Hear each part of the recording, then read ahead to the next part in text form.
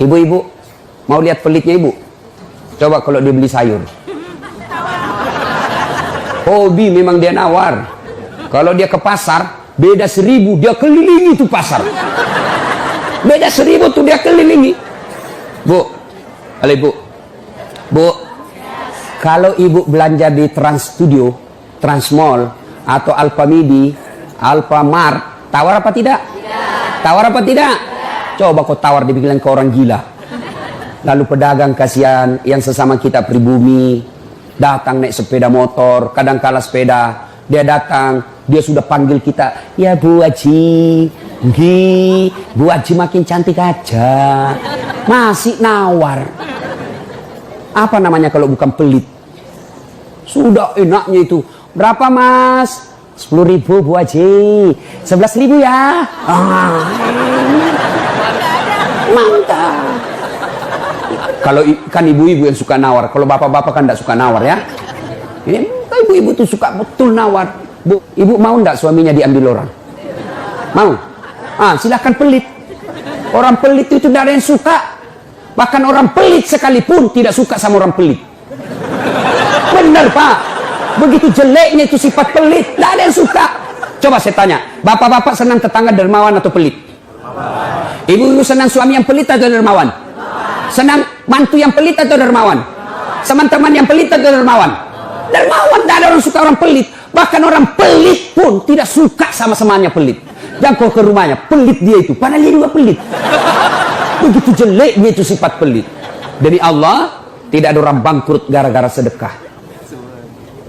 Adakah pernah bapak dengar, Mas, tuh yang di sudut rumah di komplek, tuh kaya betul dulu Ustadz, cuma karena dia rajin sedekah, bangkrut. Ada? Tidak pernah. Biasa kita ini sangka buruk kepada Allah, tidak mau bersedekah karena sangka buruk. Nanti saya makan apa? Nanti saya makan apa? Jangan cemas rezeki, jangankan diambil orang, tertukar saja tidak. Cicak aja dijamin rezekinya. Tahu cicak? Tahu? Cicak makan apa ibu? Masuk akal enggak? Enggak masuk akal. Gimana caranya? Satu di dinding, satu terbang. Di mana ketemu? Enggak ada terminalnya. Kalau pesawat terbang, kita jalan, ada ketemunya di mana? Di bandara. Ini cicak satu terbang, satu di dinding. Di mana ketemunya? Tapi lagu kita waktu kecil kan, cicak-cicak di dinding, diam-diam merayap, datang seekor nyamuk. Nyamuk yang datang. Nyamuk yang datang. Allah jamin rezekinya. Lagu tidak bilang cicak lompat ke nyamuk. Setengah mati cicak, kasihan. Iya kan? Itu cicak, tidak sarjana, tidak punya kursus, tidak ada kaki, tidak ada otaknya, tidak cerdas, bisa hidup. Apalagi ibu, jangan pelit. Sedekah, Allah sudah jamin rezekimu. Bu, ada suaminya mulai selingkuh? Ada? Tidak usah curhat sama tetangga, apalagi curhat di Facebook. Tak kusangka kau begitu. Pret, beleng-beleng. Rahasia keluargamu kau ungkap di Facebook. Begitu mulai, bu, ciri-ciri laki-laki yang sudah mulai lain-lainnya.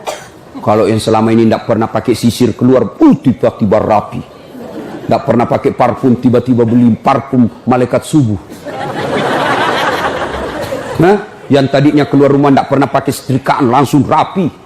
Yang paling mencurigakan kalau dia terima SMS dalam kamar mandi. 70% wajib dicurigai.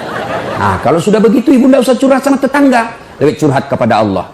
Bangun ibu sholat hajat, lakukan sampai 8 rakaat. Setiap 2 rakaat di sujud terakhirmu kau berdoa kepada Allah. Ya Allah, engkau yang membolak-balikkan rasa cinta dalam hati suamiku. Tidak mungkin aku bisa mengendalikan cintanya. Ya Allah, tidak mungkin aku jaga dia 24 jam. Engkau yang maha menjaga ya Allah. Ya Allah, pelihara suamiku dari godaan perempuan lain. Ini ada duit saya 500.000. Saya tolak bala besok kepada Tuhan. Mudah-mudahan 500.000 suamiku terhindar dari wanita jahat. Bismillah. Coba amalkan itu, Bu. Coba amalkan. Yang jadi masalah kalau suaminya juga sudah tahu rumusnya. Dia bangun juga sholat tahajud. Dia bangun pula sholat hajat. Istrinya sebelah, kamar sebelah, suaminya kamar sebelah. Ya Allah, capek sudah saya lihat istri saya, ya Allah. Ngamuk aja kerjanya, marah-marah aja, berat badannya juga makin tambah, ya Allah. Tak tahu dilihat dari mana dia seksi. Ya Allah, ini ada duit saya 500.000. Tolak bala ya Allah. Mudah-mudahan istriku ikhlas saya kawin lagi. Bingung malaikat yang mana? Jangan pelit. Demi Allah, tidak ada orang bangkrut gara-gara sedekah. Saya kasih contoh. Tanggal 4 kemarin, sehari sebelum lebaran. Ya, tanggal 3 malam.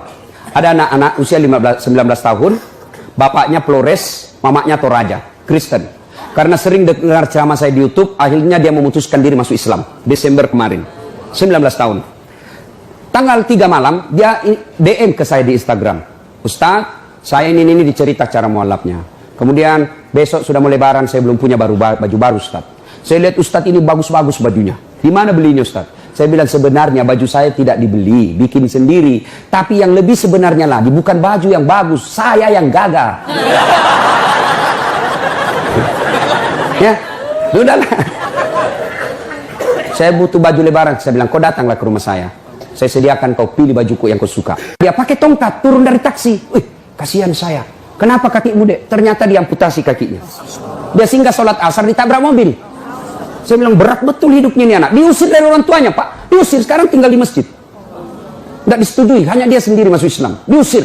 Bilang, kenapa kakimu? Saya cerita. Sedih saya, sempat berkaca. Jangan sedih, Ustaz. Ini tidak ada artinya ini kaki ketimbang iman saya kepada Allah. Luar biasa, 19 tahun. Saya ambil baju saya yang paling bagus. Kau pilih nih, Dek. Mana kau suka? Bener, diambil yang paling bagus. Sempat juga saya nyesal. Sudah. Karena saya buru-buru ke bandara. Saya mau pergi khutbah. Ya, ini Dek. Kau ambil 1 juta. Sudah. Kembalilah dia. Naik Grab lagi. Sudah. Perjalanan saya ke bandara, masuk WhatsApp. Ustadz, berapa nomor rekeningnya? Wakil Wali Kota Balikpapan. Dalam hati saya bilang, kenapa lagi Pak Wali? Ada apa? Pada dalam hatiku, segeralah. Kirimlah nomor rekening. Masih di atas mobil, masuk. Masuk. Berapa transferan masuk? 30 juta. Tadi keluar 1 juta. Tidak cukup sampai situ. Allah balas lebih banyak. Sampai saya di airport, bandara, depan pintu 7 nunggu saya keberangkatan. Tiba-tiba ada ibu-ibu lari. Bawa amplop. Ustaz, tunggu dulu Ustaz. Apa? Ini dalam hatiku. Ada apa lagi? Padahal cepat sudah. Ini ada ternyata ada fans saya. Dia lihat saya di bandara. Dia mau kasih, coba buru-buru mau masuk bandara. Dikasih saya melalui itu ibu. Nih ada Ustaz titipan dari ini. Oke, saya buka. Berapa isinya? 10 juta. Sudah 40 itu kan gantinya. Besoknya tanggal 5 selesai khutbah. Biasanya kalau saya khutbah dikasih itu ibu 25 juta sama itu Bu Bupati. Berapa saya dikasih waktu itu? 35 juta. Berapa Allah ganti? 75.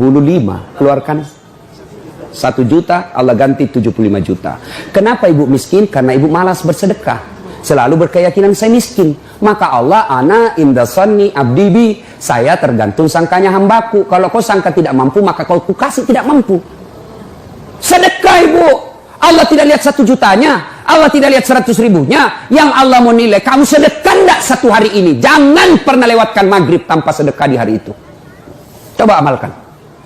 Coba. Kenapa kita tidak bisa umroh? Karena selalu yakin saya tidak mampu. Maka Allah, ya sudah kok dia yakin tidak mampu. Sedekah.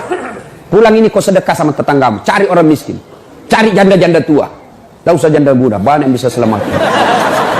Jelas? Salatullah, salamullah.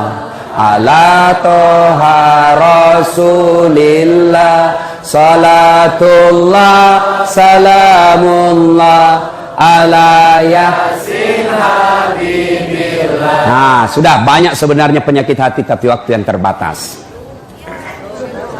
Saya cuma bilang waktu yang terbatas. Saya ada acara di Bandung ibu jam 10. Saya ini orang kampung. Saya tidak tahu Bogor ke Bandung jauh. Saya pikirnya 1 jam. Inilah kalau kita pakai pulsa lokal. Saya orang kampung, tidak tahu saya. Oh ternyata jauh. Nah, saya harus segera selesaikan. Insya Allah kalau panitia ngundang saya lagi ke sini, saya datang lagi. Insya Allah ya. Nah, ini penyakit hati. Sekarang gimana cara mengobatinya? Ala bizikrillahi tatma'innul qulub. Ketahuilah dengan berzikir mengingat kepadaku, maka hatimu akan jadi tenang. Jadi kalau kita punya penyakit hati, maka datang di majelis zikir Al-Ihya ini. Ini salah satu caranya. Memang ibu tidak dapat voucher. Memang ibu tidak dapat undian. Tapi apa yang ibu dapat? Ilmu Tapi ilmu tidaklah terlalu menolong ketika ilmu itu tidak diamalkan. Amalkan yang Bapak Ibu tahu, maka Allah akan berikan ketenteraman jiwa, ketenangan hati. Kalau hati sudah tenang, itulah kekayaan kita yang paling baik. A few moments later. Okay.